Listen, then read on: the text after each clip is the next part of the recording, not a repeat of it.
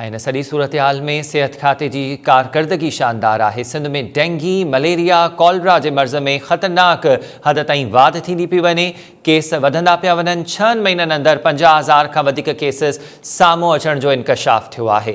Dinghy, malaria ऐं cholera जे cases बाबति सिहत खाते जे सेक्रेटरी खे रिपोर्ट माणी वई आहे। आगाह कयो आहे त सिंध में डेंगी, मलेरिया, गैस्ट्रो, कॉलरा जी बीमारियुनि में ख़तरनाक क़िस्म जी वाध थी आहे।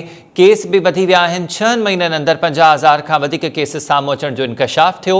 इन हवाले सां सेक्रेटरी सिहत खे रिपोर्ट माणी वई आहे। नंढनि शहरनि जी तालका अस्पतालुनि में सिहत जूं सहूलतूं न आहिनि। डॉक्टर्स घुर्बल तादाद में मौजूद न आहिनि ऐं केतिरनि ई सरकारी अस्पतालुनि में मरीज़नि खे न इलाज जूं बहितर सहूलतूं पियूं मिलनि, नई खेनि दवाऊं ॾिनियूं पियूं वञनि। शाहिद मीरानी खां इन बाबति वधीक तफ़सील मालूम कयूं था। शाहिद, आगाह कजो, सिहत खाते खे हाणे इहा रिपोर्ट माणी वई आहे सेक्रेटरी सिहत खे। सिंध में डेंगी, गैस्ट्रो, मलेरिया, कॉलरा इहे बीमारियूं तेज़ी सां वधनि पियूं। जी बिल्कुलु, हमीर सिंध में मलेरिया, डेंगी, कॉलरा जे केसनि में ख़तरनाक हद ताईं जी वाध थी आहे। 6 महीननि अंदरि ॼाणायल 3 बीमारियुनि जा रुॻो 50,000 खां वधीक केस जेके साम्हूं अचण जो इंकशाफ थियो आहे। 6 महीननि अंदरि मलेरिया जा 49,111 केस, कॉलरा जा 414 ऐं डेंगी वायरस जा 1,315 केस साम्हूं अचण जी सरकारी सतह ते तस्दीक थी आहे। डेंगी, मलेरिया ऐं कॉलरा जे केसनि बाबति रिपोर्ट जेकी आहे उहा सिहत खाते जे सेक्रेटरी हवाले कई वई आहे। जंहिं त लाॻापियल अख़्तियारनि पारां मकानी इदारनि वारे खाते खे बि ख़त लिखी बरसातुनि वारो पाणी जमा थियल जेको पाणी आहे उहो निकाल करण जी सिफारिश कई वई आहे। इन हवाले सां जेका रिपोर्ट सेक्रेटरी सिहत हवाले कई वई आहे उनमें इहो इंकशाफ कयो वियो आहे त मलेरिया जा हैदराबाद ज़िले में 560, टंडो अलायाल ज़िले में 288, मटियारी में 295, टंडो मोहम्मद खान में 2,883, बदीन में 4,301, खैरपुर में 1,211 केस साम्हूं आया आहिनि। शहीद बेनज़ीराबाद में 552, नौशहरो फिरोज में 306, मीरपुर ख़ास में 2361, उमरकोट में 4781, थरपारकर में 555 मलेरिया के केसनि जी 6 महीननि अंदरि तस्दीक थी आहे।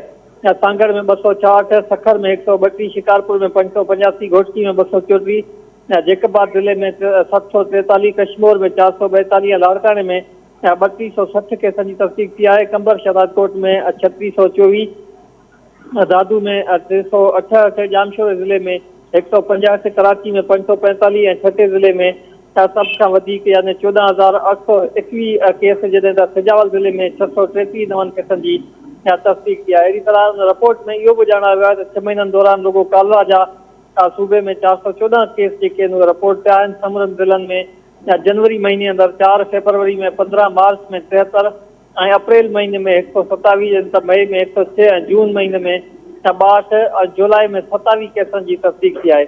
सिहत खाते पारां सेक्रेटरी सिहत हवाले कयल रिपोर्ट में 6 महीननि अंदरि रुॻो डेंगी वायरस जा 1,315 केस जेके आहिनि उहे ज़ाहिर ॾेखारिया विया आहिनि। 6 महीननि अंदरि रिपोर्ट में चयो वियो आहे त डेंगी वायरस जा केस जेके आहिनि उहे 1,315 केस साम्हूं आया आहिनि, जंहिंमें कराची डिवीज़न में 1,021, हैदराबाद डिवीज़न में 54, मीरपुर ख़ास डिवीज़न में 209, लाड़कान डिवीज़न में 14, सखर डिवीज़न में 9 ऐं शहीद बेनज़ीराबाद डिवीज़न में डेंगी वायरस जा 8 केस जेके आहिनि उहे साम्हूं आया आहिनि।